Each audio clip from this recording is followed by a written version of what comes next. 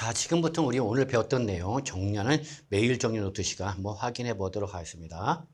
자, 1번 등기된 부동산 임차권이죠. 자, 여러분 부동산 임차권이 나면 반드시 뭐 확인하라? 등기 여부 확인하셔야 됩니다. 그랬죠? 그래서 등기가 된 부동산 임차권의 양도는 당연히 양도소득세 과세 대상이다. 맞는 말이죠, 여러분. 네, 그래서 1번은 큰 어려움 없이 아실 수 있을 거라 믿습니다.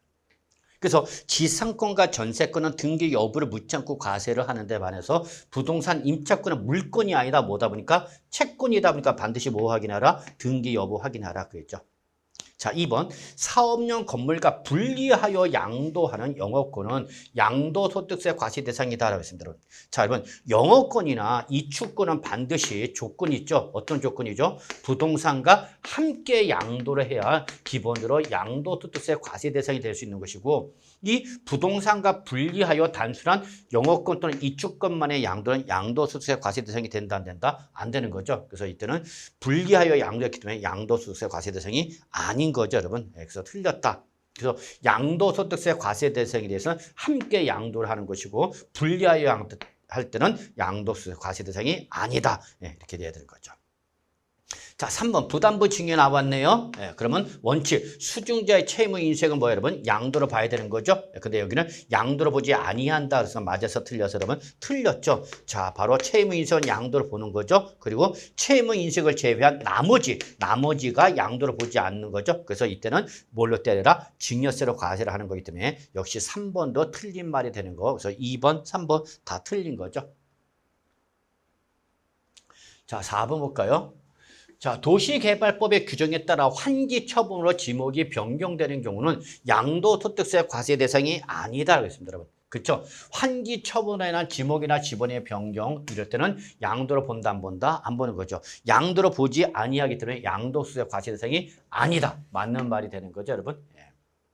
자, 5번 농지의 교환이죠. 여러분 여기서 제일 중요한 건 농지라는 게 제일 중요한 겁니다. 그래서 이거를 교환하거나 분합하는 과정에서 발생한 소득으로서 첫째, 쌍방 토지 가액의 뭐죠, 여러분? 차익이죠. 가액의 차익입니다. 면적 차익이 아니라 토지 가액의 차익이 둘 중에 어떤 거? 큰 거에 얼마? 4분의 1 이하. 이게 엔드가 되는 거죠. 그러면서 경작상 필요라면 농지 소유자가 원해서 할 때 이때는 뭐만 인정되고 교환만 인정되고 분합은 인정 안 되는 거죠.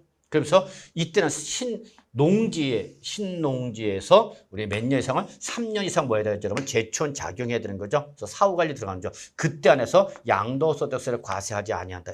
바로 5번은 요건 다 맞는 말이죠. 비과세 대상 꼭 확인해 주시기 바랍니다. 6번 1세대 1주택 비과세 요건을 충족하는 무슨 주택이죠, 여러분? 고가주택이죠.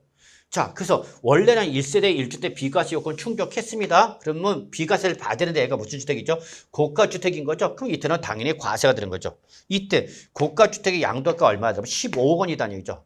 그러면 여러분 실제 시험에는 양도가액이 15억 원이 주택 그러면 여러분 무슨 주택이라는 걸 놓치면 안 되죠? 고가주택이라는 걸 놓치면 안 되는 거죠.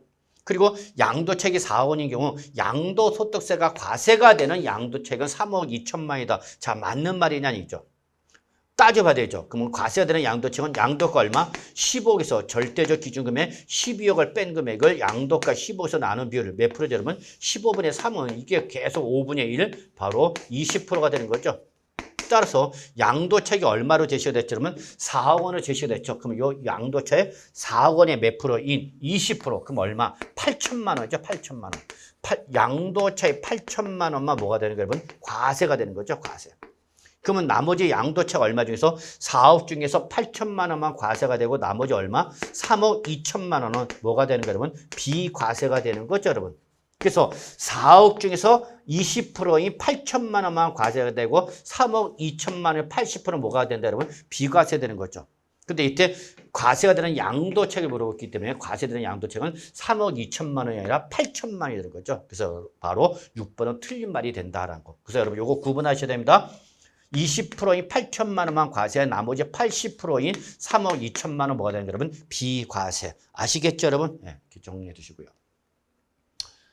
자, 7번이죠.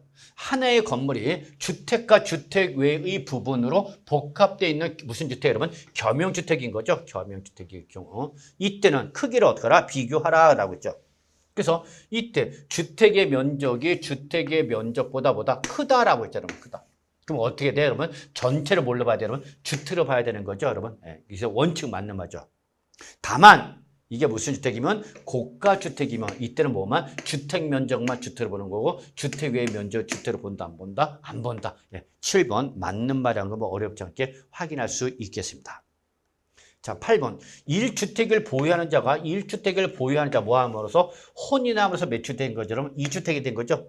예, 그래서 남편도 1주택, 부인도 1주택. 그래서 몇 주택이 됐다 그러면 2주택. 그러면 이때는 혼인한 날또 몇 년이네? 5년이네. 둘 중에 어떤 거? 먼저 양도한 주택을 몇 주 들어보는 거 여러분? 1주택이죠.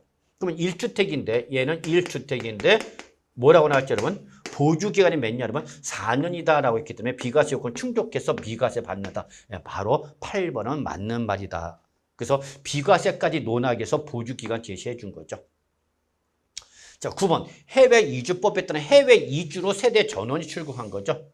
이민 가느라고 출국하다 보니까 이때는 1세대 1주택이라도 비과세 받을 수 있죠. 다만 출국이 현재 몇 주택이고 1주택이 되는 거죠. 출국 현재 1주택. 그리고 출국한 날부터 몇 년이네? 3년 이내가 아니라 몇 년 이내죠? 여러분 2년 이내죠. 2년 이내.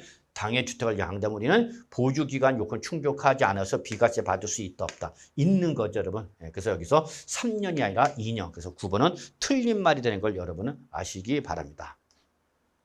자, 마지막 10번이죠. 자, 사업상 형편으로 1년 이상 거주한 1세대 1주택을 양도하고 세대 전원이 다른 시군으로 거주 이전했답니다.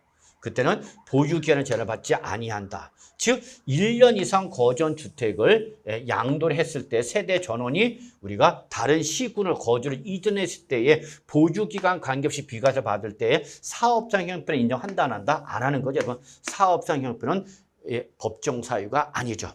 법정 사유는 뭐죠, 여러분? 취약이나 근무상이나 질병의 치료나 요양 또는 학교폭력표 이 네 가지만 법정 사유고 사업상 형편은 예외 대상 사유도 아니다. 아닌 거죠, 여러분. 그래서 10번은 틀린 말이 되는 거다라는 거 잊지 마시기 바랍니다.